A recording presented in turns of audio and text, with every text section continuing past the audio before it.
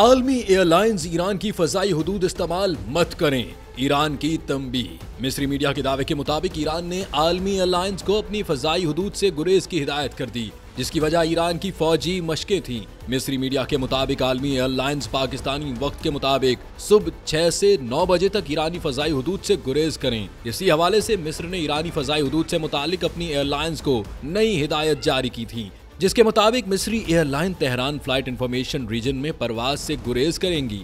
इस नोटिस में मजीद कहा गया था कि मिस्री एयरलाइंस के तैयारे 8 अगस्त की सुबह ईरानी फजाई हुदूद के इस्तेमाल से गुरेज करें।